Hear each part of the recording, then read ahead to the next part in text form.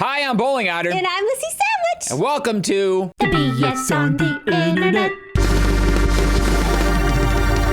Well, it's been another one of those weeks. It certainly has. Stuff's happened. I know, a lot to talk about. Yeah, a bunch of things to talk about. A ton. Like, the last couple weeks, we've had a ton of trailers.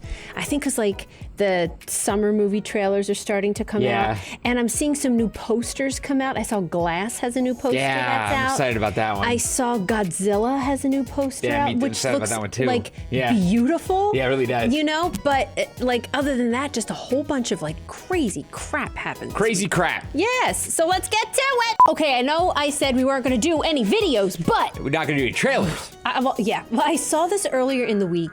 And I just I could not believe it because everybody's still talking about the wildfires and it's been, feels like forever that this has been happening. Alaska had an earthquake today. Did you see and now that? there's a tsunami warning. And now there's a tsunami warning in Alaska. Crazy stuff. This is nuts. Yeah. And it's really, really, really crazy. But I saw that these people, we were talking about this on a stream earlier, were doing a gender reveal for their baby.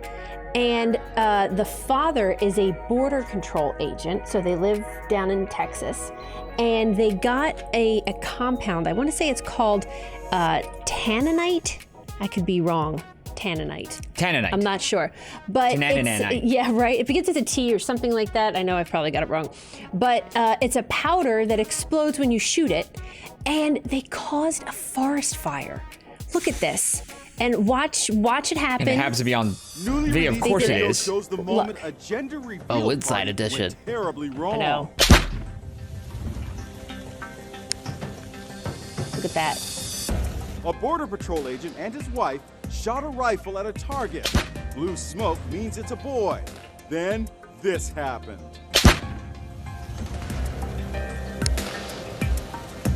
Oh my God. The blaze quickly spread, reaching the Coronado National Forest in Arizona, destroying more than 45,000 acres? Racking up more than $8 million in damages. Do you even... The Border Patrol agent called the accident the worst day of he my feels life. terrible. Yeah, I guess so. He called the cops. He admitted he did it. Yeah. He fessed up. He didn't run or anything like that. But he, they started this forest fire. Wow. But then, do you bring charges up on somebody? Like, what charge? I know there's Arson! a charge. Yeah, it might be arson. Maybe starting a forest. It has to be. Yeah, it's a crime. I don't know exactly what it's called or how it's enforced or what the penalties are, but I know it's a crime. So it's I don't know, maybe it is arson. I'm not really sure. I don't know if arson has to be a structure or a building. Yeah, well, there wasn't a malicious intent there. It doesn't matter. But did it not If you kill someone, there's still manslaughter. Yeah, it's a good point. You know, there's still a penalty for it because you're supposed to be responsible for your actions. Yeah, you know? yeah. Regardless if you didn't mean to start a forest fire. Did it not occur to him to go, well, wow, there's a lot of dry grass around here, and it's really, dry, and there's a lot of sun, there's a lot of wind. I guess he didn't know. I'm assuming that he didn't think that whatever he was going to shoot it with was explosive. Oh no, they did know about it. Supposedly he was familiar with the compound. It's this has been used a bunch of times in gender reveals for people who were the gun crowd or whatever, and they want to shoot something and show everybody. I know. I just don't. Can you imagine being that baby? They should call that. Oh my God! They should call that baby something like Fuego. Forest fire. Forest. There it is. Forest Fuego Jones or whatever his last name is. Yes. I know. Isn't that crazy though? Ugh, I just thought that was so nuts. I pointed it out to you. Okay, so I saw this earlier this week and I was really alarmed by this. And I just feel like I needed to bring attention to it, or we needed to bring attention to it, because our life expectancy in the United States is going down because of overdose deaths and also suicides. This in particular is overdose deaths that I pulled up here. But look at this. It says between 2016 and 2017, the overall rate of overdose deaths increased by 9.6, while the death rate from synthetic opioids like fentanyl grew by 45%. 45. In 1999, the age-adjusted rate of drug overdose deaths in the U.S. was 6.1 per 100,000 people, and that went up to 21 in 2017. That is a huge jump. That's crazy. I know. The death rate is higher for males and females. Between 99 and 17, the death rate among males climbed from 8.2 to 29.1. And for females, it increased from 3.9 to 14.4. He said West Virginia has the worst, with per 100,000 people, 57.8. Then Ohio, Pennsylvania, 20 states and DC had age-adjusted overdose death rates statistically higher than the national rate. It's affecting, look at the graph. Yeah, that graph's crazy. I mean, the synthetic opioids thing,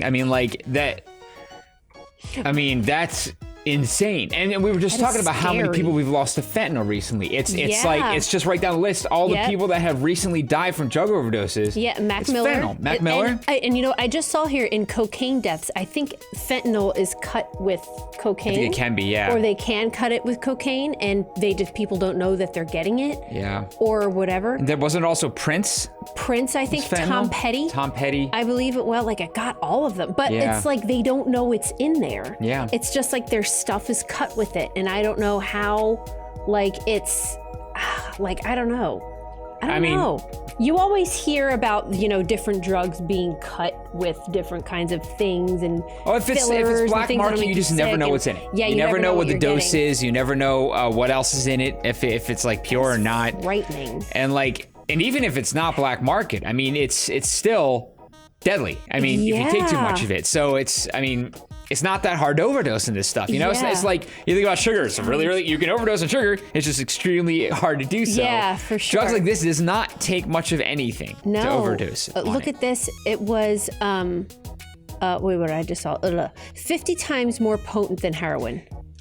Can you even imagine? Because when we were growing up, heroin was actually the monster. It's the cocaine that's being laced with fentanyl. Yes. And it's so cocaine laced with fentanyl becomes up to 50 times more potent than heroin. Right. That's freaking crazy. Frightening. That's frightening. That's crazy. That is scary. Yeah. That's really scary. So guys, please be careful out there. Yeah. It's lowering our life expectancy. Yeah, literally. And that's not even getting into the suicide rate, like disease and things like that. It's becoming, it's statistically insignificant enough to take the average of the entire country lower. Yeah, because people think crazy. Okay, well, what's our life expectancy? And then you think, okay, well, how are people dying? And you go heart disease or cancer or whatever. Yeah. And now this? Well, you could put drug overdoses and suicides on there. We're always on there, right? Yeah, but the balance between medicine getting better and people taking care of themselves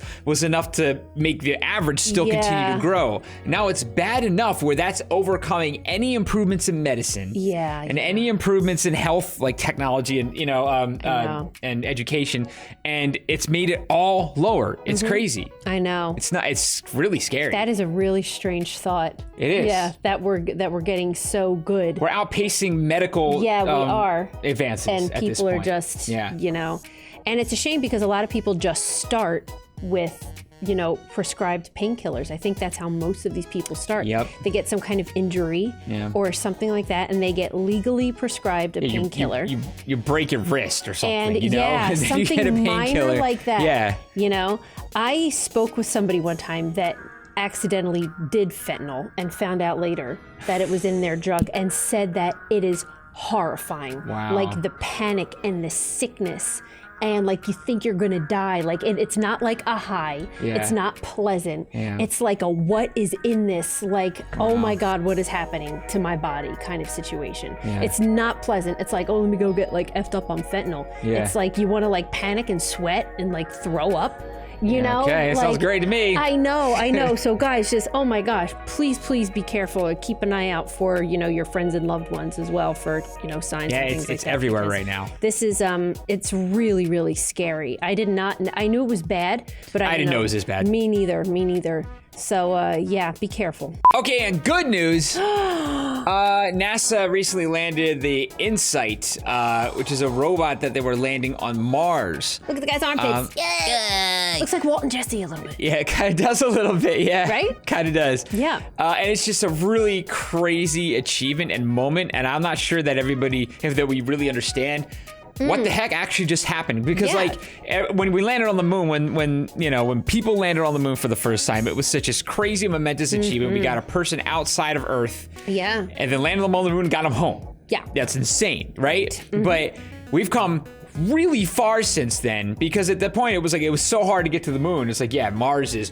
a lot farther than the moon, right? Yeah. And how are we gonna get anybody out there? Not that we haven't gotten anybody out there, but the fact that they could send this robot out there, and what was really cool about this is it took 7 minutes to go from entering the atmosphere to landing, and it's done without any real-time input from Earth at all. They have everything pre-configured. I didn't know into a sequence that is supposed to go through this specific set of commands in order to do it, and they have perfected it to such a precise degree that it worked. I mean, the robot landed itself on Mars, and when it did, it took a picture through a gritty camera first. So check this thing out.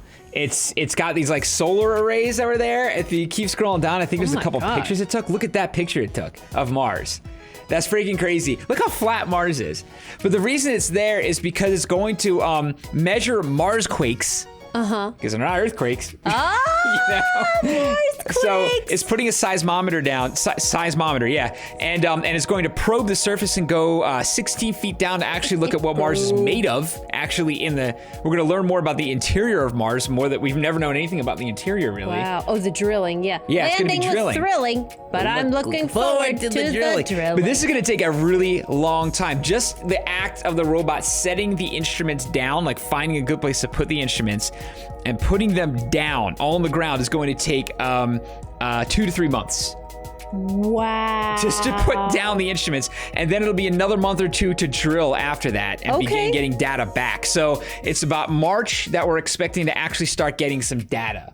Oh, this is from this, but it's super cool. We're about to learn a ton about Mars because this happened. This has been something there's been people that have been working their whole life to get to this point, and in like 7 minutes of it going in, like it all came down to that last thing there. And like, that's why I see people that are so happy in those pictures and stuff. I mean, people have been doing this for a long time, and it totally paid off. I'm just super excited about this. And it's super cool to think that we're really gonna learn brand new, fresh things about another planet, and potentially the next potentially habitable planet for us. I know. Well, you know what's really interesting? I was seeing floating around Twitter a couple of days ago when this was happening, that Bill Nye the science guy, said, like, yeah, it's great we're on Mars, but how dare we think about colonizing it when we're already ruining this planet? Like, we don't know how to fix this one. So I was kind of like, I get what he's trying to say to get his point. We're just getting data right now. This, like you said, that 2-3 months to even put the instruments down. Yeah. We're a ways off. We are ways off, but... Is that the ultimate goal, do you think? Oh, yeah. Is to the live ultimate there? goal is to find another planet.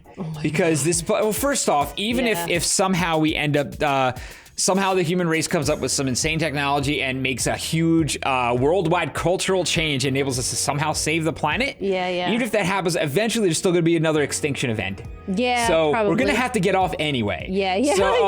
But the chances are so slim that we're going to fix this planet. We have to slow it down as much as possible, because right now we're racing the clock to figure this out. Basically. So we need to buy a lot of time. A lot more time than we have right now. Right now I don't feel like we have enough time. We got to buy more time. But I think those two, I get what Bill Nye is saying, and I understand his point, and it's a good point, but I personally feel like the thing should be done in parallel. You try to figure out how to fix the planet and figure out how to try to get off at the same time. Either or. You guys do this, you guys do that, and figure it out so that maybe we, at the end of the day, we have two. Totally.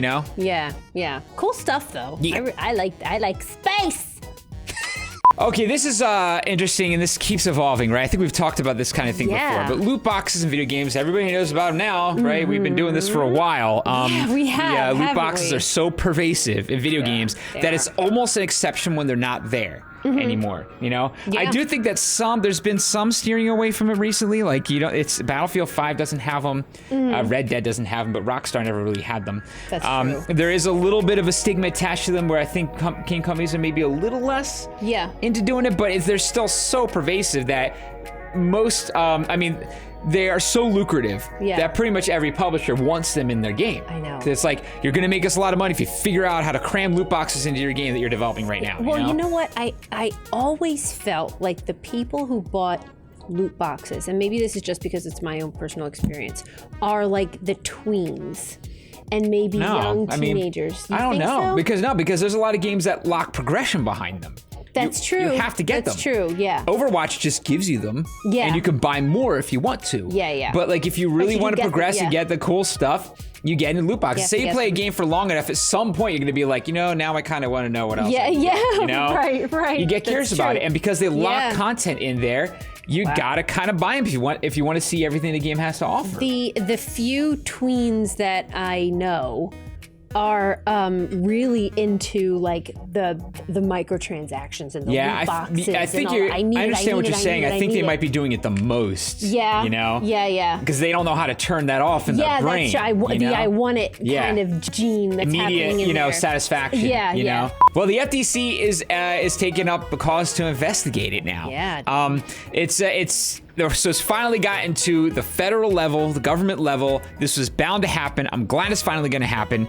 I personally am one of the people that believes that this is gambling because you're spending actual money on something you don't know what you're going to get back, and you're hoping for a certain outcome, and you may or may not get it, and it's chance. Yeah, sounds like gambling to me, right? So I think that. Personally, I'm not saying they should remove them from games because, I think the game company should be able to make a game however they want, and people will decide whether or not they like it by whether or not they buy it. Yeah. I feel like it's up to us to just not endorse it. Right.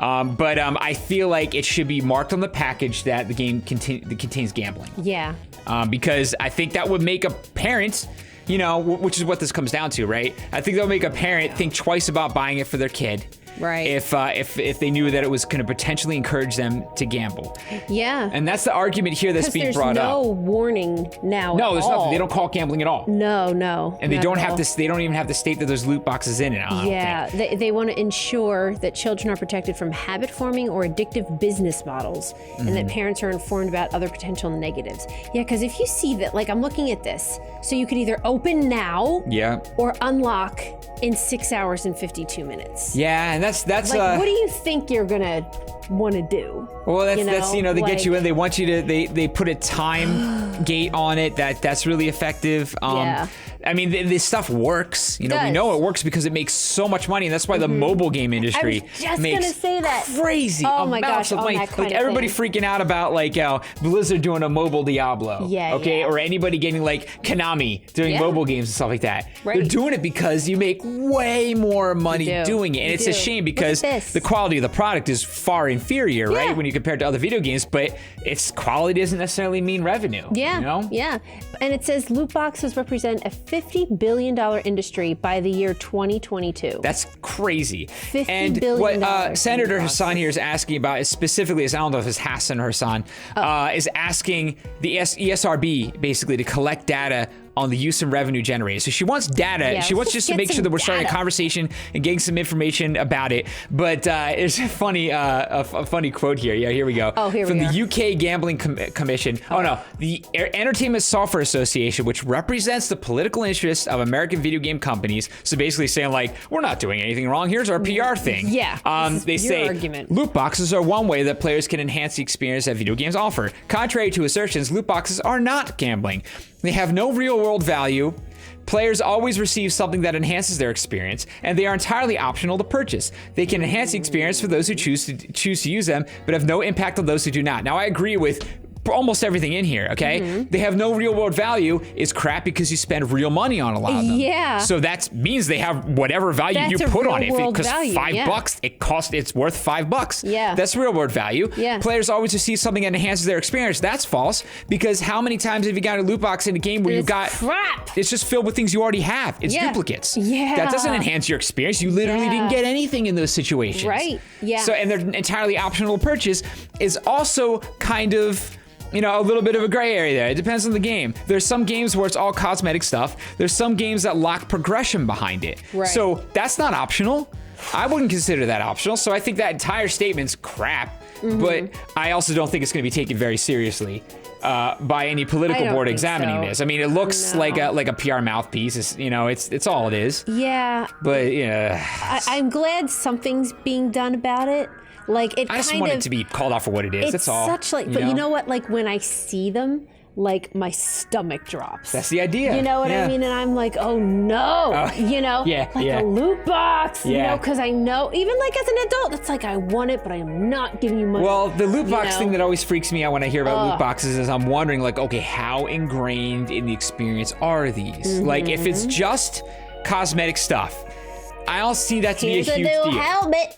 Yeah. Yeah, right? I don't. Well, yeah, but you don't. But exactly, you still don't know what you're gonna get. It's not like Fortnite. We go to their store, like you're going to buy this emote. Yeah. You're gonna buy this skin. You know, if imagine if Fortnite, if you play Fortnite, imagine if like the store was just a loot box, and you had to pay the money that you're spending on skins right now just for something random, and it spins around and may give you a skin you already have. Yeah. I'd be pissed. Yeah. And there's a lot of games like that. There's a lot of things that the loot boxes are kind of like that. It's gambling. Yeah. You know? Yeah, I think it's gambling. You don't know what you're buying. You're buying something, and but you hope because it's they're good. even saying there's no real world value. Yeah, that's crazy. That is like... Of course there's real world value. They cost money. That's like, I'm going to give you $5 to tell me something nice about myself. Yeah.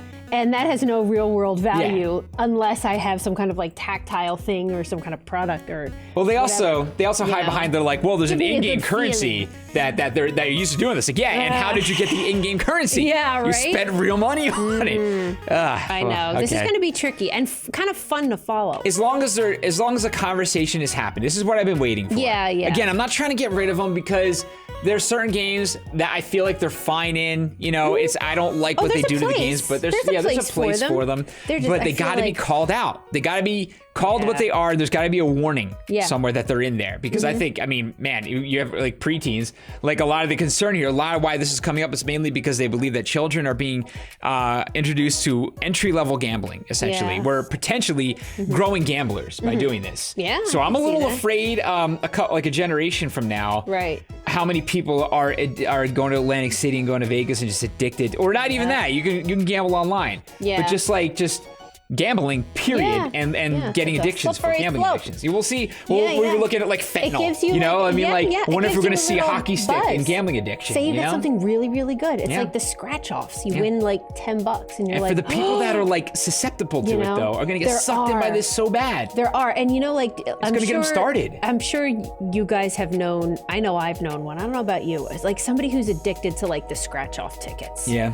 You know, and then if they win, they use that to buy like another one. Like they're gonna hit big, and I'm just thinking I'm like, oh my god. Yeah, if you got like the net out of this, it's usually negative. It's almost always negative. Like it looks like you got some because you had a moment where you won, but then you add up all the dollars you spent to get there.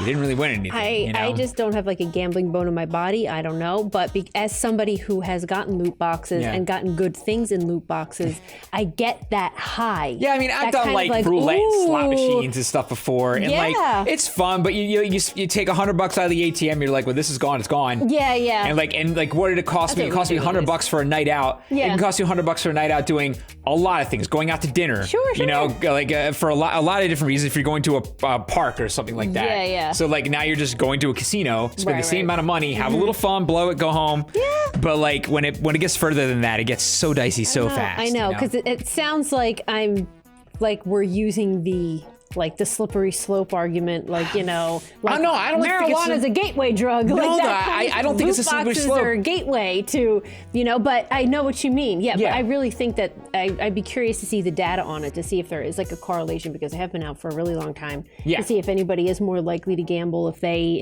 invest but in loot boxes or whatever. I don't think it's a slippery slope fallacy, because I think it already is gambling. I don't think it leads to gambling. I think it is gambling. That's true. You know, it's just going to lead to more gambling, but it's already gambling. I'm just curious to see the effect that it has like on kids. Yeah, that's the scariest part. So because, you know, when we don't really know, you could gamble. Is it 18 or 21 gambling? 21, I think. No, I think it's 18, isn't it?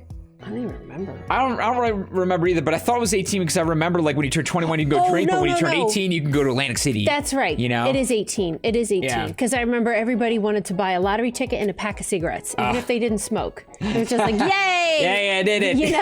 And that's right. That's Time to right. start killing myself. 18. Yeah, you know, but I don't know. What do you guys think about all this? Do you think it's a whole lot of a hogwash? Whole lot of hullabaloo? Oh, God. Tell us what you think in the comments, please. Okay, it's time for the subreddit of the week, and this week is room porn. I like the extra one there. Yes. Room porn. Guys, all right, now. It's not porn. No. Just FYI. Bear with me because I was looking, I think I was like looking at all, like, you know how you could go to all on Reddit or something, and this subreddit popped up, and I was like, oh, let me look, and it's just some really cool rooms, decorated rooms, areas from around the world that people live in. So I went to top of all time, not live in or visited or whatever, Clock Tower Penthouse in Brooklyn. Look at this. How much does that cost? I was just going to say that. That's millions. Look at this. That's millions right there. That is insane. Do you think it's 10 million? Maybe. I don't know. It depends on where in Brooklyn. It's Brooklyn. Look at that Yeah, but there's a big... Brooklyn's big. I mean, it's not Manhattan. No, but that is unreal. That is crazy. Real. That is super crazy. What is it? CGI render. No! I'm not looking at CGI. How dare you? My girlfriend's favorite place to read in the apartment. Ooh. Oh, look at stained glass. Stained glass is underrated, man. In a house? Yeah. Ooh. Especially, you know what? That might be good to diffuse light. That's the fake stained glass. That comes... Because look at what it's not casting the tell them that. Listen to this. We learned that. We went to London. We learned this, yeah. We went to Westminster Abbey, and we were learning that the light coming through the stained glass, you could tell if it was actually truly stained glass because it would color the light coming in. Yeah. Whereas like the fake stained glass, it just comes in, just casts normal light. Right. So you can see there that it's not there. But something about, I think it's lead or some kind of compound that they use to make the colors. Yeah. Well, if it's lead, then no go. Onto the ground. You can't do it. So modern stained glass is safe and all this, but I think that would be so pretty though to have like the pattern. Yeah, no, it's funny to call it fake. It's like it's still stained glass. It is absolutely stained glass, but that's a really nice idea because some windows, your sister has a window like this, where the sun just beams through that window and you're like, I'm sweating. And that's a really nice idea to kind of like diffuse it a little bit. That's true. What an interesting table, by the way. Yeah, looks like an ironing board. Yeah. Harry, I'm thinking it's like, you know, no, I think it's an ironing board. Well, you get some. How dare you? Open home with corrugated metal exterior in Vietnam. That's amazing. I love that. An open home. So all this is open? Wow. All up here. Oh my God. That's crazy. That is so Look how long cool. that table is. Wow. How many people we have around that thing? I wonder if that gets annoying.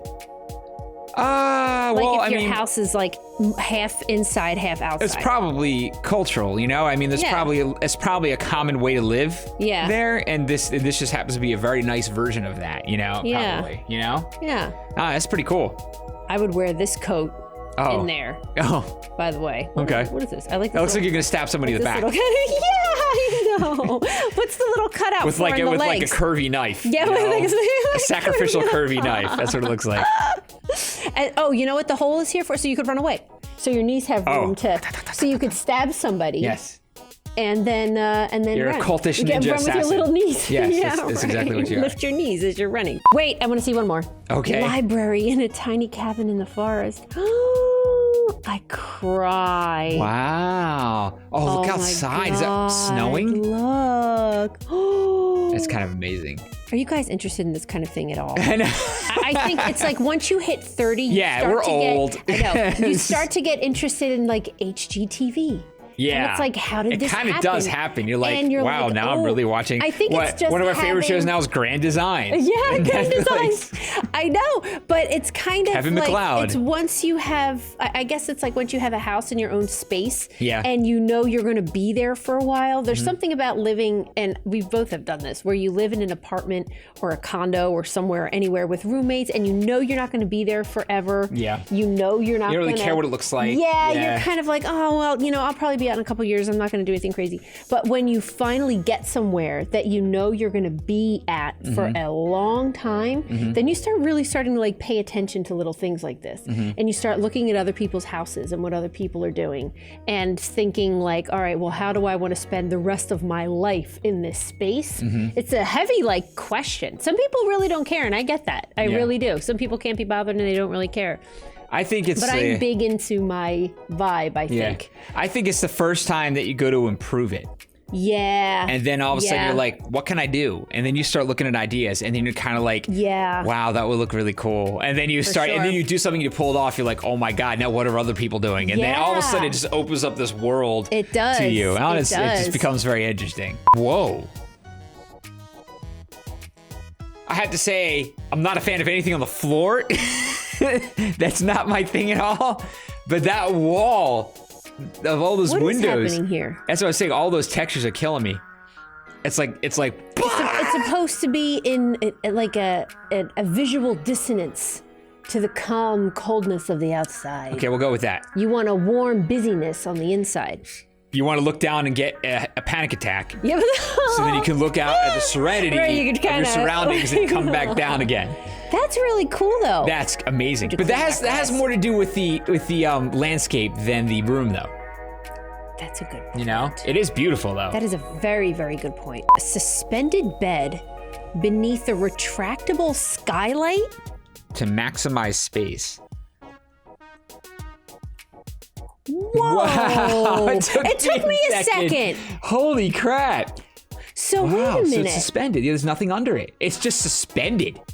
So wait. It's not supported from the underneath at all. Oh my God, that's creepy. Kind of is. I wonder if it like rocks. Like, can you bone in there? Oh yeah. What if it like swings around and like one of the arms comes off? You're like hanging off the edge. You just roll off. Yeah, you thunk onto these steps. I'm bleeding. Well, now it's horrible. That's really interesting. It's a really great idea though, because you can make that becomes a bedroom. What's up here then? Like these steps are to where? Maybe that's the outside. Maybe it's no. It looks like outside, a roof deck or something. Maybe it's one of those roof gardens like they have everywhere in London. I keep seeing. Yeah, everybody's got a roof garden. I'm so weird with the roof gardens. Wow, that's really cool though. Yeah, it that's a really cool way to like, you know, if you don't have a lot of space to kind of like go up. Whoa! A quadruple oven right here. I think that's a quadruple oven. God, I love that color. Look at oh my God! That color. Is this Paris? This is Paris, man. That's why. This Paris is amazing. But look at the plant there too. What the hell? Holy God! I didn't even notice that. Jeez. And look at the chandeliers. They're like webs. Wow. That's wild. But Paris is always on the cutting edge of stuff like this. Yeah, they are. Like everyone goes and imitates them. Wow. They'll go grab like, oh, Paris did it, and now we're going to try to do it again. But they still got this old-fashioned paneling happening here. But then they've got like the modern like look how high the ceiling with the marble and everything. Oh my God. That's 2 floors. Crazy. Right there. Anyway, moving on. We could be here for a while, as you can tell. And in sad news, the creator of Spongebob died, you guys. Pretty young, too. Steven Hillenburg, 57. Like what 57. the heck? ALS. Yeah. I didn't know he had it. Me neither. And, you know, it was just like it popped up like earlier in the week, and I was like, oh man. That is messed up. The first episode was in 99. Wow. Oh my God. Like it blew the heck up. It really, really did. It really, really did. And wow, the movie grossed over $140 million. That's insane. I did not know that he was into like marine biology. Yeah, he's got a degree in natural resource planning. Right. With an emphasis on marine resources. Then he became a marine biology teacher. Wow. At Orange County Marine Institute. That's really interesting. I hope they get some kind of like scholarship in his name or something. That would be cool. For like ocean conservation or something. I feel like that would be awesome.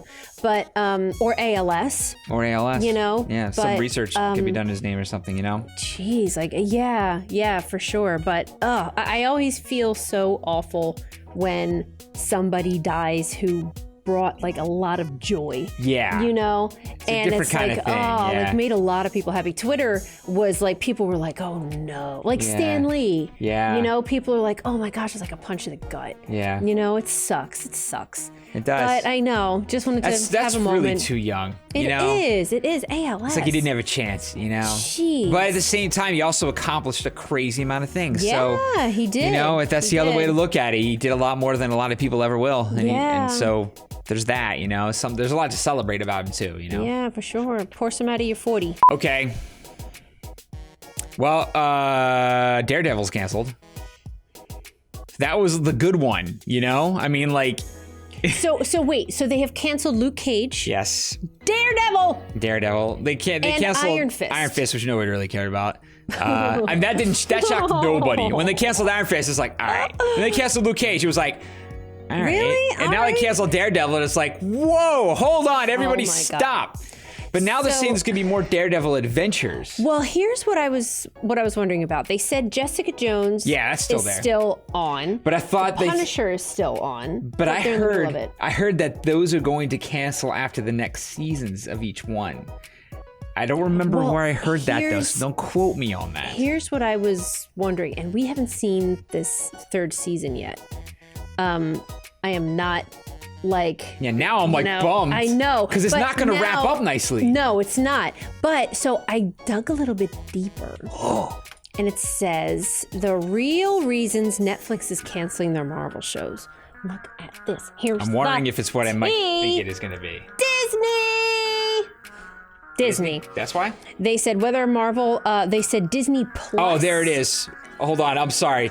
Punisher is already in production. Season 3 of Jessica Jones. Both of those shows will release on Netflix in 2019 and will be the final iterations. Yes. So they're going to move everybody over. Yeah. So they said, I didn't know this. They said with both final seasons airing next year, the Marvel Netflix shows will come to a conclusion just in time for the launch of Disney Plus in late 2019. They're pulling all the Marvel stuff from Netflix. Yes. Okay. Whether Marvel can pick up any or all of these shows to run on the upcoming Disney Plus streaming service remains to be seen. Oh, so they could come back. That would be huge. That would be huge. Yeah. If they did Disney Plus and then by the way, Daredevil season 4, and they just picked up right where they left off. Everybody up. Yeah, and they're like, here we go, Defenders season 2. Everybody would buy Disney Plus. Everybody would jump on board because those shows are good. Because if they saw Jessica Jones and they had Punisher, that would probably get me over there to go see Daredevil. Yeah. If it's cheap. I mean, I'd be over there. If it's not that expensive, if it's like $5 a month or something. Yeah. I'd be like, yeah, I'll give you $5 a month if it's a really good show. You know? I don't know if it's $5 a month. I know. I bet that they're gonna milk you for all it's worth. I don't know. They might have some creative ways of buying it though. Maybe. So I think a lot of this stuff has gotten people in the door because it got creative about Netflix being as cheap as it was to begin with. Right. Was actually a really creative way of getting revenue, and it made so much more coming back. Well. As a Disney banana. A Disney banana. That's an official term. If Disney Plus comes out and there's different tiers or whatever, I'm gonna want the highest tier. Great. Okay. Because it's guess I better go stream more. How hard? How hard is it? Did you ever want to watch a Disney movie, right? And you don't have any of you're not at your parents' house in that horrible clamshell packaging, those foam, things that you had or whatever. VHSs. The they didn't fit on the shelf with any of the other ones. No, you had to have your Disney shelf. You had to have a Disney shelf. Yes. I know. But and who has a VHS anymore anyway? But I'm a DVR, VHS. But and you're like, oh my God, I really want to watch Robin Hood. Yeah. Right? And you're like, oh, let me look Netflix. Let me look on Amazon. Let me look on nothing. They're saving it all. They are you cannot find them. Sometimes I just want, and we have Toddler Otter. Sometimes I'm like, hey, it would be so cool to pop on Robin Hood or something. Unless we were to go buy the Blu-ray or all that stuff, and then it's I don't want to do that. I just want to go boop.